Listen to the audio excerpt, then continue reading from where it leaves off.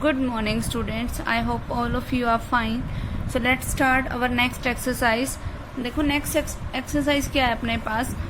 अब हमें बात करनी है. देखो लास्ट एक्सरसाइज में अपन ने बात की थी सेट की. अब हम बात करेंगे सबसेट की. तो सबसेट होते क्या है. सबसेट देखो नाम से ही पता चल रहा है कि हमें सब का मतलब क्या होता है कि हम उसके पार्ट्स कर दें. पार्ट्स हम किसके करने हैं हमने सेट के.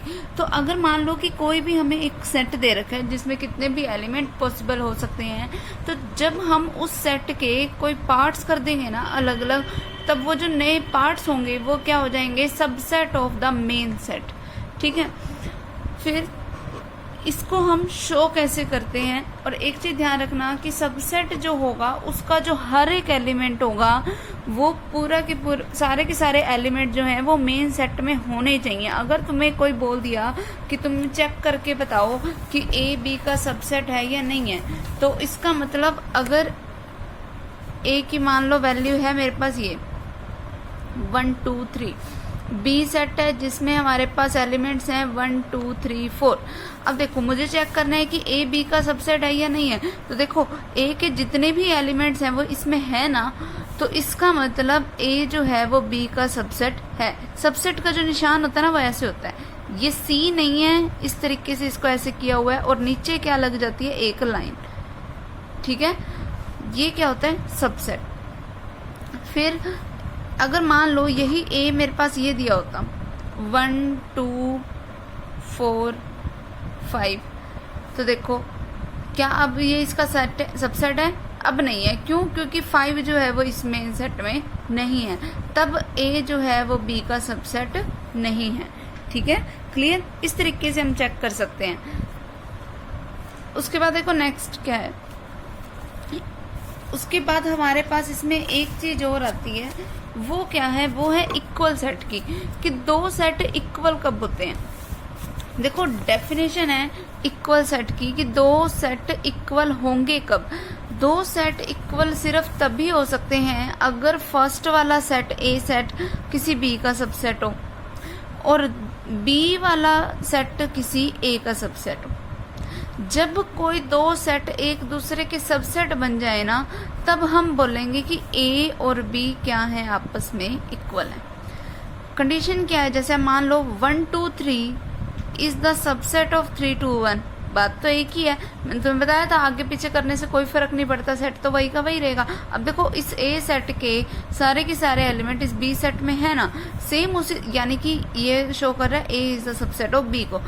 अगर हम इसको ऐसे लिखें 3 2 1 इज द सबसेट ऑफ 1 2 3, तब भी वैलिड है केस हमारे पास. क्यों? क्योंकि B is the subset of A, क्योंकि B के सारे एलिमेंट्स A में पड़े हैं. तब हम ओवरऑल, वैसे हमें ये पिछली एक्सरसाइज से हमें ये समझ आ ही गया था कि चाहे आगे पीछे करते रहो दोनों सेट क्या रहेंगे, हमेशा इक्वल रहेंगे.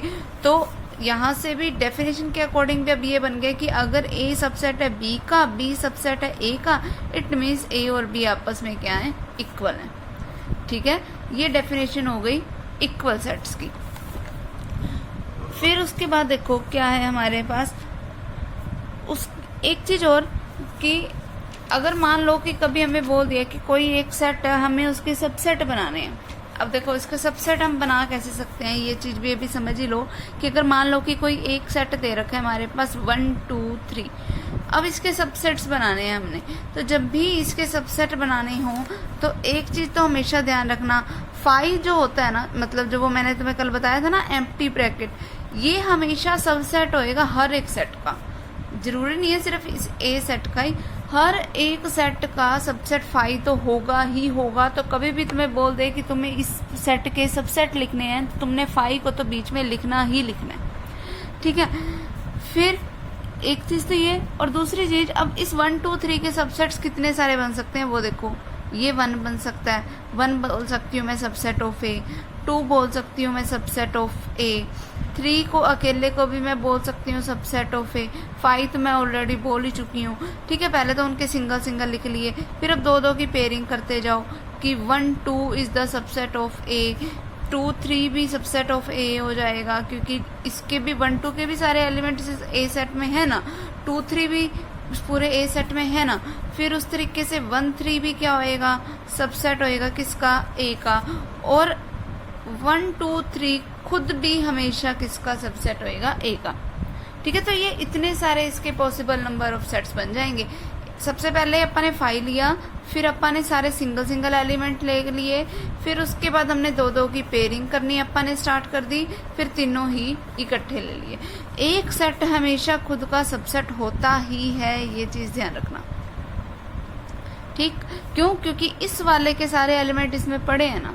ये जो ये लाइन शो कर रही है ना, ये वाली लाइन, ये लाइन बता ही ये रही है कि ये पूरा की पूरा equal to A equal to भी हो सकता है इसका सबसेट। ठीक है, कि मतलब ये पूरा की पूरा सेट भी इसके बीच में आ सकता है। फिर उसके बाद देखो नेक्स्ट क्या है, नेक्स्ट है हमारे पास प्रॉपर सबसेट। तो प्रॉपर सबसेट क्या होता है? देखो पहले हमने बात की है सबसेट की, अब हम बात करें प्रॉपर सबसेट की। दोनों में डिफरेंस को अच्छे से समझना। देखो प्रॉपर सबसेट क्या होता है? प्रॉपर सबसेट की डेफिनेशन कहती है कि एक ए सेट को मैं बी का प्रॉपर सबसेट सिर्फ तभी बोलूंगी जब ए के सारे एलिमेंट्स बी में पड़े हों। ठीक है, लेकिन अब फर्क क्या आ गया कि देखो सबसेट की भी मैंने डेफिनेशन ये बोली कि ए के सारे एलिमेंट बी में होने चाहिए। सबसेट की भी यही डेफिनेशन बोल रही, मैं प्रॉपर सबसेट की भी यही डेफिनेशन बोल रही हूँ। एक चीज ध्यान रखना, सबसेट का जो साइन बनाया है वो मैंने बनाया ये, और जो प्रॉपर सबसेट का साइन बनाया है वो मैंने सिर्फ यही बनाया। ठीक है, अब इन दोनों में डिफरेंस क्या है सबसेट और प्रॉपर सबसेट में? सबसे बड़ा डिफरेंस इनके बीच में ये है कि सबसेट में तो हम ऐसा बोल सकते थे कि सारे के सारे एलिमेंट्स इसके ए के बीच में होने चाहिए, लेकिन इसमें सबसेट में एक चीज और भी थी कि वो ए सेट खुद का भी सबसेट होता था। लेकिन प्रॉपर सबसेट में क्या होगा कि ए के सारे एलिमेंट बी में होने तो चाहिए, लेकिन बी में ना कोई एक एक्स्ट्रा एलिमेंट हमेशा होना ही चाहिए। अब जैसे जब तुमने ये बना दिया कि 1 2 3 is the subset of A, means फिर से 1 2 3, ठीक है, तुमने जब ये बनाया था तो इसमें कोई बड़े वाले सेट में कोई एक्स्ट्रा एलिमेंट तो नहीं आया था ना। लेकिन प्रॉपर सबसेट में एक कंडीशन रहेगी कि जब भी हम एक सेट को दूसरे सेट का सबसेट बनाएं तब उसमें एक कम से कम एक एक्स्ट्रा एलिमेंट तो जरूर होना चाहिए, ज्यादा चाहे जितने मर्जी हो। ठीक है, यहाँ एक कंडीशन आ जाती थी कि इक्वल की कंडीशन भी बन सकती थी, लेकिन प्रॉपर सबसेट के केस में कभी भी इक्वल की कंडीशन नहीं बनेगी। एक एक्स्ट्रा एलिमेंट इसमें जरूर होना ही चाहिए, और बाकी के सारा कुछ ये वाला सेम। दोनों में ये बेसिक डिफरेंस है कि अगर मान लो कि अगर कोई बी सेट है हमारे पास, कोई 1 2 3, अब मुझे इसके प्रॉपर सबसेट्स कितने एग्जिस्ट कर सकते हैं वो बताने हैं। तो पहला तो हो गया वही सेम 5, मैंने तुम्हें बताया है कि हर एक का सबसेट होएगा तो 5 तो हो गई। फिर उसके बाद इसके टुकड़े करते जाओ, 1 is the subset of B, 2 is the subset of B, ये बन सकता है 3 is the subset of B. ठीक है, अब यहाँ मैं प्रॉपर सबसेट की बात कर रही हूँ तो यहाँ पे अब ये प्रॉपर वाला ही साइन लगाना। ठीक है, 3 is the proper subset of B, फिर 1 2 is the proper subset of B, क्योंकि अभी देखो एक कम चल रहा है, अभी एक उसमें एक्स्ट्रा एलिमेंट है पड़ा। फिर 2 3 is the proper subset of B, 1 3 is the proper subset of B, but 1 2 3 is not the proper subset of B. ठीक है, क्योंकि प्रॉपर सबसेट की डेफिनेशन कहती है कि एक एक्स्ट्रा एलिमेंट होना चाहिए। अब ये खुद भी यही है और बी सेट भी यही है, तो ये इसका प्रॉपर सबसेट नहीं होगा। ठीक है, उसके बाद नेक्स्ट देखो,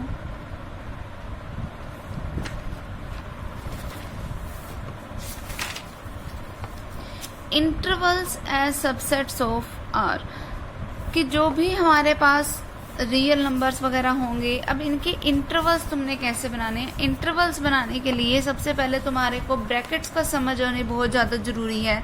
देखो ये जो ब्रैकेट होती है इसको बोला जाता है करली ब्रैकेट। करली ब्रैकेट का मतलब क्या है?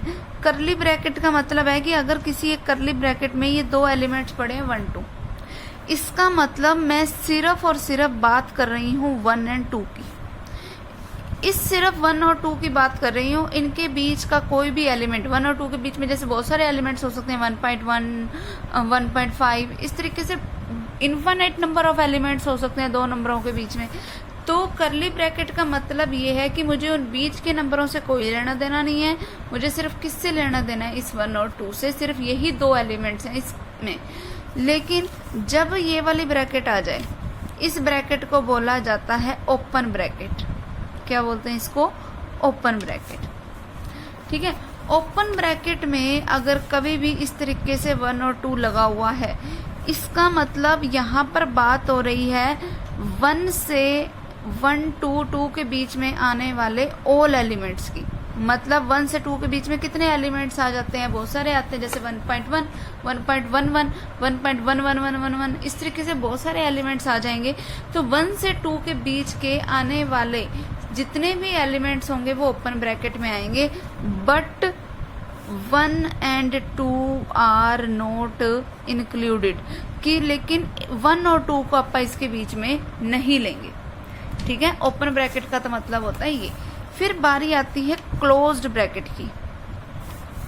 ये क्या है? क्लोज्ड ब्रैकेट का साइन। क्लोज्ड ब्रैकेट का मतलब क्या होता है कि हम बात कर रहे हैं 1 2 2 के बीच के ऑल एलिमेंट्स की, मतलब वही पॉइंटों वाले सारे एलिमेंट्स इसके बीच में आएंगे। And 1 and 2 are also included. देखो इसमें क्या था कि अपन ने ओपन ब्रैकेट में क्या था कि अपन ने 1 और 2 को बीच में नहीं लिया था अपने रिजल्ट में। लेकिन क्लोज्ड ब्रैकेट में क्या होता है कि 1 और 2 खुद भी बीच में इंक्लूड होंगे। ठीक है, ये बेसिक डिफरेंस हो गए इन ब्रैकेट्स का। करली ब्रैकेट में सिर्फ हम जैसे 1 और 2 की बात कर रहे हैं, बीच में हम और किसी एलिमेंट की बात नहीं करेंगे। ठीक है, ओपन ब्रैकेट में हम बीच के सारे एलिमेंट्स की बात कर रहे हैं लेकिन 1 और 2 की बात नहीं करेंगे। और क्लोज्ड ब्रैकेट में हम बीच के एलिमेंट्स की भी बात करेंगे और 1 और 2 को खुद को भी बीच में इंक्लूड करेंगे। जरूरी नहीं है कि अपन ने 1 और 2 लेना है, अब और कोई भी एलिमेंट हो तो हम उनके लिए भी यही सेम कंडीशंस ही अप्लाई करेंगे। आगे समझ? तो ये अब जब हम किसी भी एक सेट को इस तरीके से ब्रैकेट्स की फॉर्म में लिखते हैं ना, तब उनको बोला जाता है इंटरवल्स। तो अब हमने टॉपिक यही करना है that intervals of subsets of R. अब देखो, जब भी इन इंटरवल्स को जब हमने नंबर लाइन पे शो करना हो तो कैसे शो करते हैं? देखो कैसे शो करना है हमने। देखो ये एक नंबर लाइन है, जैसे ये वाला एलिमेंट हो गया 0, यहाँ एलिमेंट हो गया 1, यहाँ हो गया 1.5, यहाँ हो गया 2। मान लो इस तरीके से ये हमारी नंबर लाइन है। ठीक है, अब अगर मैं इसको करली ब्रैकेट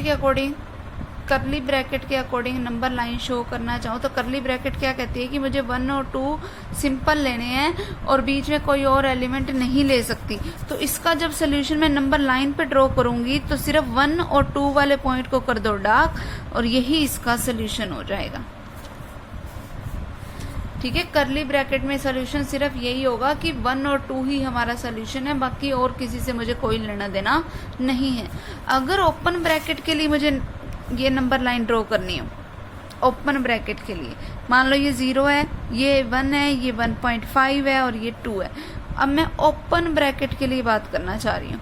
ओपन ब्रैकेट मीन्स जब इस तरीके से कंडीशन हो, तो ओपन ब्रैकेट की डेफिनेशन कहती है कि मुझे 1 और 2 के बीच के सारे एलिमेंट्स लेने हैं एज ए सोल्यूशन, बट 1 और 2 को खुद को बीच में इंक्लूड नहीं करना। जब मैंने 1 और 2 ले रखे थे तब मैंने सर्कल कैसे बनाई? ऐसे डार्क। अब मुझे 1 और 2 को बीच में नहीं लेना, तो जब वो चीज मुझे बीच में नहीं लेनी उसको कर दो ऐसे ओपन। मतलब इस तरीके से डार्क सर्कल नहीं बनाओगे और सिंपली उसको ऐसे ही सर्कल बना के उसको छोड़ दोगे। अब लेकिन मुझे 1 और 2 के बीच के सारे एलिमेंट्स लेने हैं, तो इसका मतलब बाकी की जो ये बीच की जो लाइन है ना उसको फुल डार्क कर दो, कि मतलब बाकी की ये जो बीच की लाइन है वो इसका सोल्यूशन है सिवाय इस 1 और 2 के। ठीक है, फिर जब हम बात कर रहे हैं क्लोज्ड वाले की, ये रही हमारी नंबर लाइन 0 1 1.5 ये 2। अब मैं बात कर रही हूँ क्लोज्ड ब्रैकेट की। क्लोज्ड ब्रैकेट में अब मुझे क्या लेना है? 1 और 2 लेना है। जब मुझे क्लोज्ड ब्रैकेट में 1 और 2 लेना है तो वो मैं कैसे लूंगी कि मैं 1 को भी बीच में इंक्लूड कर दूं, क्योंकि क्लोज्ड ब्रैकेट की डेफिनेशन क्या कहती है कि मुझे 1 से 2 के बीच के सारे एलिमेंट्स लेने हैं और 1 और 2 को भी बीच में लेना है। तो 1 और 2 को कर दो इस तरीके से डार्क, और 1 और 2 के बीच के सारे एलिमेंट्स भी लेने हैं, तो इस लाइन को भी क्या कर देंगे, हम डार्क कर देंगे। बेसिक डिफरेंस समझ आया इन सब के बीच में। जब हमने करली ब्रैकेट ली तो मुझे सिर्फ 1 और 2 चाहिए था, तो मुझे 1 और 2 को डार्क कर दिया, बाकी और कोई डार्क नहीं किया। जब ओपन ब्रैकेट ले रहे थे तो मुझे 1 और 2 बीच में नहीं चाहिए था, तो 1 और 2 को तो मैंने ओपन सर्कल से शो किया, बाकी के बीच की लाइन लेनी थी तो वो मैंने उसको डार्क कर दिया। जब हम क्लोज्ड की बात कर रहे हैं तो मुझे 1 और 2 भी बीच में चाहिए, तो मैंने 1 और 2 को डार्क कर दिया और बाकी के बीच की लाइन को भी डार्क कर दिया, क्योंकि ये सारा के सारा ही अब इसमें सोल्यूशन हो जाएगा। क्लियर है बात? ये बेसिक डिफरेंस हो गया इनके बीच का। उसके बाद देखो इसमें हमारे पास होगा क्या कि अगर मान लो कि कोई सेट जो है वो हमें इस तरीके से बना के दे रखा है, x इज सच दैट कि -4 less than equals to x less than 2 है, ठीक है, और x बिलोंग कर रहा है रियल नंबर में। अगर इस तरीके से बना के दे रखा है तो तब तुम इसको इंटरवल की फॉर्म में कैसे लिखोगे वो देखो। तो तब तुम जब भी जहां पर भी इक्वल का साइन हो जाए उसको हमेशा कहां से लिखेंगे, क्लोज्ड से। तो -4 क्लोज्ड वाले के साथ लिखा जाएगा क्योंकि इसके साथ इक्वल का साइन है। 2 जो है वो सिंपली ओपनली लिखा जाएगा, क्यों? क्योंकि इसका इक्वल का साइन नहीं है, ठीक है। अब मुझे कैसे पता चला कि मुझे यही ब्रैकेट यूज करनी है, करली ब्रैकेट यूज नहीं करनी? क्यों? क्योंकि मुझे बोल रखा है कि x जो है वो रियल नंबर में बिलोंग कर रहा है। रियल नंबर में बिलोंग करने का मतलब मैं पॉइंटों वाले बीच में ले सकती हूँ, और सिर्फ इन्हीं ब्रैकेट्स में हम पॉइंटों वाले बीच में ले सकते थे। करली ब्रैकेट में तो हमें बीच वाले लेने ही नहीं होते थे, तो इसीलिए हमने ब्रैकेट्स ये वाले ही यूज किए।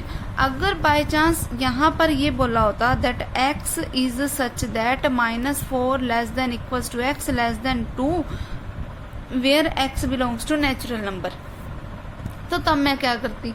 तो तब मुझे अब देखो सिर्फ नेचुरल नंबर्स वाले लेने हैं, मतलब बीच के कुछ कुछ पॉइंट लेने हैं, सारे नहीं लेने। अब देखो तब उसके लिए एक तो मेरे पास सेट कुछ बनता है ऐसे -4 -3 -2 -1 0 1। अब 2 से लेस वाले लेने थे तो मतलब मुझे सिर्फ इतने ही एलिमेंट्स लेने हैं। तो तब इसके लिए मुझे यहाँ पर अब मुझे सिर्फ ये करली ब्रैकेट ऐसे यूज करनी है, क्योंकि मुझे इनके बीच के कोई एलिमेंट्स नहीं चाहिए, सिर्फ यही मेरा सोल्यूशन है। आगे समझ? इस तरीके से हम इनको शो करेंगे। उसके बाद बारी आती है पावर सेट की। पावर सेट क्या होता है? पावर सेट क्या होता है कि एक सेट के जितने भी सबसेट एग्जिस्ट कर रहे हैं ना, जब उन सब सारे के सारे सबसेट्स को इकट्ठा करके उनका कलेक्शन बना के लिखा जाता है, तब जो नया सेट जो बनता है उसको बोलते हैं पावर सेट, ठीक है। अब जैसे मान लो कि कोई एक सेट है AB, ठीक है, इसका मुझे पावर सेट बताना है। पावर सेट को लिखा जाता है P ऑफ A से। तो पहले तो इनके सबसेट्स का कलेक्शन, पावर सेट की डेफिनेशन क्या कहती है कि इसके सारे के सारे सबसेट्स का कलेक्शन। तो पहले तो इसके सबसेट बनाओ। तो इसके सबसेट क्या बनेगा? एक तो बन सकता है 5, दूसरा क्या बन सकता है A, उससे अगला क्या बन सकता है B, और फिर ये दोनों। खुद सबसेट ले रही हूँ, प्रॉपर सबसेट नहीं ले रही है, ध्यान रखना, ठीक है। तो पावर सेट ऑफ A में होंगे कौन कौन से एलिमेंट? एक तो ये 5 होगा, एक ये A होगा, इन सब का कलेक्शन कर दो, इन सबको इकट्ठा लिख दो, ठीक है। और इन सारे इनका कलेक्शन करके जब ऐसे एक सेट की फॉर्म लिखी जाती है तब उसको क्या बोला जाता है? Power set. आगे समझ? उसके बाद नेक्स्ट देखो क्या है हमारे पास। नेक्स्ट है हमारे पास थ्योरम है, prove that the total number of subsets of a finite set containing n elements is 2 raised to the power n। कि अगर कोई एक सेट है, उस सेट में अगर मान लो कि कोई एक सेट है A, अगर उसमें n एलिमेंट्स है ना, तो उसके सबसेट्स कितने बनेंगे? 2 raised to the power n बनेंगे। ये है कंडीशन, ये थ्योरम है हमारे पास। अब इस थ्योरम को प्रूफ कैसे करोगे वो देखो। कि अगर मान लो कि कोई एक सेट है A, उसमें सिर्फ एक ही एलिमेंट है, तो इसके सबसेट्स क्या बन सकते हैं? एक तो 5 बन सकता है और ये खुद बन सकता है। तो जब सिर्फ एक एलिमेंट था तो उसके सबसेट कितने बने? 2। यही हुआ। फिर अब मैं A सेट में एलिमेंट कर देती हूँ 2, तो तब इसके सबसेट कितने बने वो चेक कर लेती हूँ। 5 A B और AB खुद, ठीक है।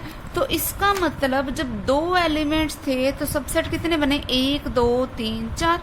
तो 4 सबसेट बने, मतलब 4 सबसेट का मतलब 2 बने। 2 का स्क्वायर 4 ही होता है ना, और 2 को मैं वैसे भी 2 1 की फॉर्म में लिख सकती हूँ। सेम उसी तरीके से अगर ए में हमारे पास ए सेट है, अगर मेरे पास ये ABC टाइप का, तो इसके सबसेट्स क्या बनेंगे वो देखो, 5 A B C, फिर AB, फिर BC, फिर AC, फिर ABC खुद। ठीक है, अब देखो कितने बन गए काउंट करके, 1 2 3 4 5 6 7 8। तो इसका मतलब जब 3 एलिमेंट्स हैं तो हमारे पास कितने बने सबसेट, 8 बने। 8 का मतलब क्या हो गया, 2 की पावर 3। तो देखो जब एक एलिमेंट था तो सबसेट बने 2 की पावर 1, जब 2 एलिमेंट था तो सबसेट बने 2 की पावर 2, जब 3 एलिमेंट है तो हमारे पास सबसेट कितने बने, 2 की पावर 3। तो इसका मतलब जब n एलिमेंट्स होंगे तो हमारे पास सबसेट कितने बनेंगे, 2 की पावर n। आगे समझ, ये था हमारा रिजल्ट।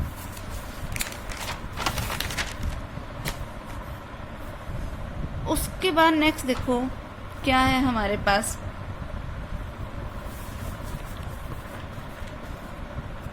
Universal set. तो देखो यूनिवर्सल सेट क्या होता है, यूनिवर्सल सेट होता है कि जितने भी, मतलब देखो नाम से ही पता चल रहा है, यूनिवर्स क्या होता है कि जिसने सब कुछ अपने अंदर कंटेन कर रखा हो। मतलब जो सबसे बड़ा सेट होएगा ना, जो सबसे बड़ा सेट होएगा, जिसके जितने भी सेट्स होंगे सारे जिसके लिए एक सबसेट का काम करेंगे। यूनिवर्सल सेट को शो किया जाता है यू से। अब देखो जैसे ए बी सी, अब ए के सारे एलिमेंट्स इस यूनिवर्सल सेट में, बी के सारे एलिमेंट्स यूनिवर्सल सेट में है, सी के सारे एलिमेंट यूनिवर्सल सेट में है, डी के सारे एलिमेंट यूनिवर्सल सेट में है।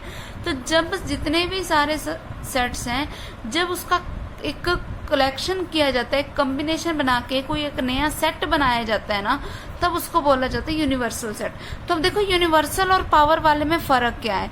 यूनिवर्सल और पावर वाले में फ़र्क ये है कि यहाँ पर हर एक element as a element form में आया, लेकिन पावर सेट में क्या था कि जितने भी थे वो सारे के सारे किस फॉर्म में आए थे, सेट्स की फॉर्म में आए थे, सारे करली ब्रैकेट लगे हुए आए थे। लेकिन यहाँ पे अब सारे के सारे क्या आए हैं, एज ए एलिमेंट्स आए हैं। आगे समझ, ये बेसिक डिफरेंस हो गया दोनों के बीच का। फिर बात आती है कंपेरेबल सेट्स, कि कोई दो सेट्स को तुम कंपेयर कैसे कर सकते हो। दो सेट्स को कंपेयर करा कैसे जाएगा कि अगर कोई एक सेट दूसरे सेट का सबसेट होगा ना, तब उसको बोलेंगे कंपेरेबल सेट। कोई एक सेट दूसरे सेट का सबसेट, ये जरूरी नहीं है कि वो दूसरे वाला सेट भी पहले वाले का सबसेट हो। अगर दूसरे वाला सेट पहले वाले का सबसेट बन गया तब तो वो क्या बन जाएंगे, इक्वल। ठीक है, तो अगर सिर्फ ए की कंडीशन भी ट्रू हो रही है ना, A is the subset of B type से, तब उसको हम, तो अब इसकी देखो हम एक्सरसाइज के एक दो सम कर लेते हैं। ठीक है, कैसे करने हैं वो देखो, कि examine whether the following statements are true और फॉल्स। हमें ये बताना है कि ये जो स्टेटमेंट्स दे रखी हैं वो ट्रू हैं या फॉल्स हैं। तो पहली कंडीशन देखो हमारे पास क्या है, पहली स्टेटमेंट क्या है हमारे पास, पहली स्टेटमेंट है that A B C is the subset of C B A. ये दे रखे हैं हमें, तो ए बी सी, अब देखो इसके सारे के सारे एलिमेंट इसमें पड़े हैं ना, तो यानी कि ये स्टेटमेंट क्या है, ट्रू है। तो यानी कि ये इसका सबसेट है पड़ा, क्योंकि इसके सारे एलिमेंट्स इसमें हैं, इस बड़े वाले में। देखो जिस तरफ बड़ा वाला सेट मुझे शो करना है उस तरफ ये जो होगा वो खुला हुआ होगा इसका मुंह। ठीक है, उसके बाद नेक्स्ट देखो, 1 2 is not the proper subset of, 1 2 is not the proper subset of 2 3 1। तो क्या ये स्टेटमेंट ट्रू है।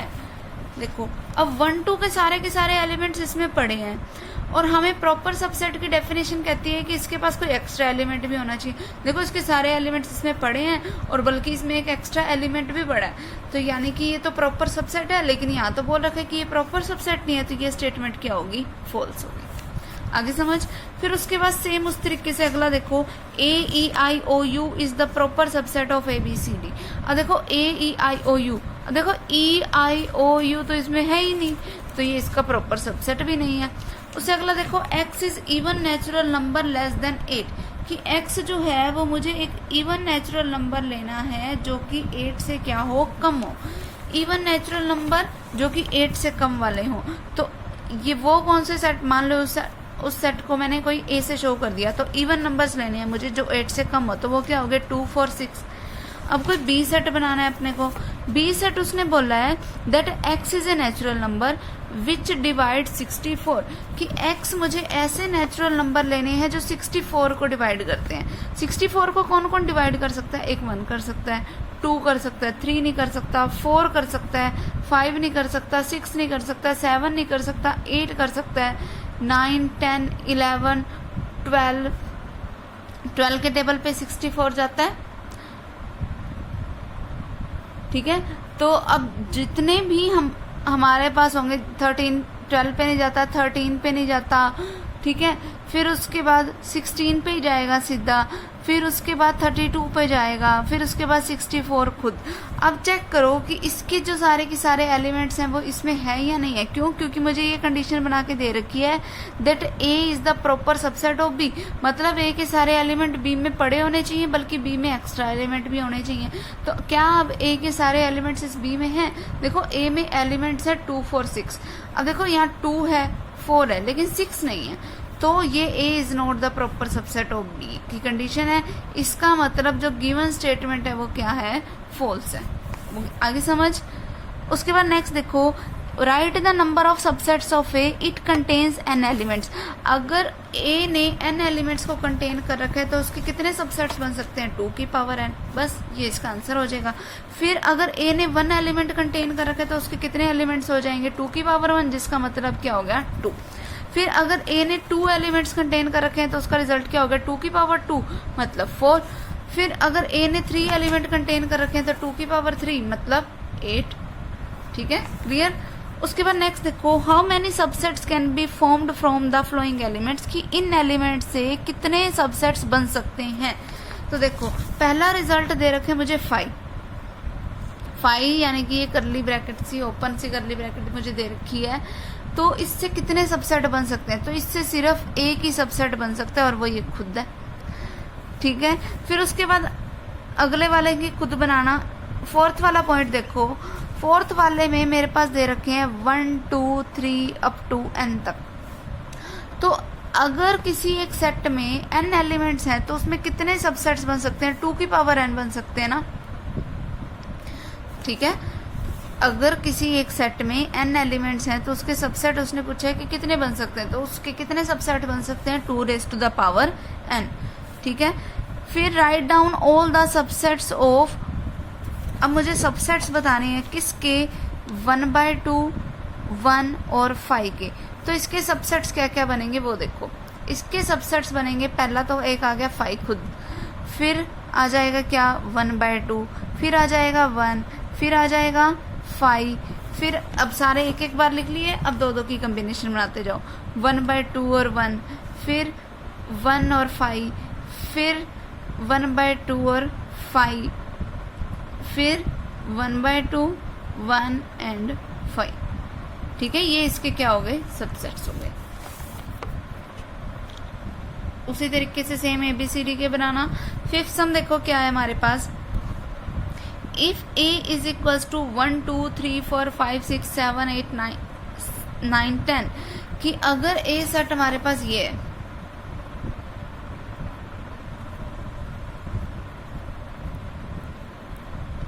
ठीक है, अगर ये हमारे पास A सेट्स है, right the subset of A। अब मुझे A एक ऐसा सबसेट बताना है, A का ऐसा सबसेट बताना है जो कि किसको कंटेन करेगा, ऑल ओड नंबर्स, कि सिर्फ ओड नंबर कंटेन करे। तो इसका सबसेट क्या बन सकता है, जिसमें ओड नंबर आए। ओड नंबर चूज करो, इसमें से क्या कौन कौन से ओड नंबर, 1 3 5 7 9।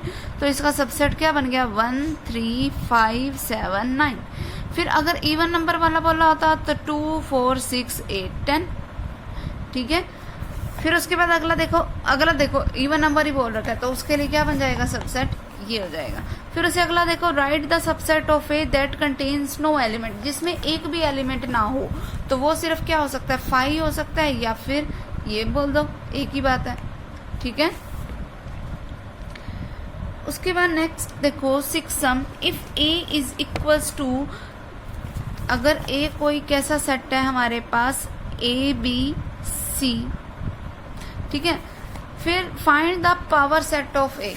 अब मुझे ए का पावर सेट बताना है। तो देखो वैसे तो तुम्हें पता है कि पावर सेट में हम क्या करते हैं कि जितने भी एलिमेंट्स हैं हम उसके क्या कर देते हैं, टुकड़े कर देते हैं। तो पावर सेट ऑफ ए में हमारे पास कलेक्शन आ जाता है सारे के सारे सबसेट्स का, और फिर हम उनको करली ब्रैकेट में लिख देते हैं। तो पहला पावर सेट का एलिमेंट क्या हो जाएगा, एक तो हो जाएगा 5 खुद। एक चीज ध्यान रखना, जब भी ऐसे कोई दो एलिमेंट्स को कंबाइन कर रखा हो ना, कोई ब्रैकेट लगा के बीच में, तो मतलब अब ये सिर्फ एक सिंगल एक ही एलिमेंट का काम करेगा।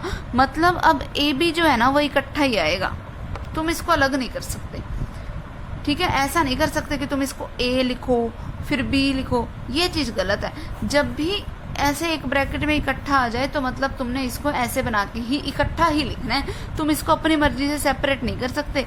एक तरीके से मैं ये भी बात बोल सकती हूँ कि इस ए सेट में कितने एलिमेंट्स हैं, सिर्फ 2 ही एलिमेंट है। पहले एलिमेंट की वैल्यू ए बी है और दूसरे एलिमेंट की वैल्यू क्या है, सी है, ठीक है। तो अब इसके पावर सेट बनाने हैं तो क्या बनेगा, 5 बनेगा, ए बी बनेगा, सी बनेगा, फिर क्या बनेगा हमारे पास एक वो वाला सेट खुद ए बी सी। आगे समझ, ये इसके पावर सेट्स के एलिमेंट हो जाएंगे। फिर write the following as interval, कि जितने भी हैं उन सबको मुझे इंटरवल की फॉर्म में लिखना है। पहले वाला देखो क्या दे रखा है, पहला point x belongs to r, कि मतलब x रियल नंबर में बिलोंग करता है, -5 less than x less than 5। अब देखो इसमें रियल नंबर दे रखा है तो मतलब मुझे बीच के सारे एलिमेंट लेने हैं, फिर लेकिन इनके साथ इक्वल का साइन नहीं है, तो मतलब जब भी इक्वल का साइन ना हो तो मतलब मुझे -5 और 5 को बीच में नहीं लेना। तो इसका मतलब ब्रैकेट कौन सी लगेगी, ओपन ब्रैकेट। तो इसको इंटरवल की फॉर्म में ऐसे लिख सकते हो, ठीक है, ओपन ब्रैकेट में -5 और 5। अगर यहाँ नेचुरल नंबर लिखा होता या इंटीजर लिखा होता तो तुम क्या यूज करते, करली ब्रैकेट, ठीक है। अगले पॉइंट्स अपने आप करना।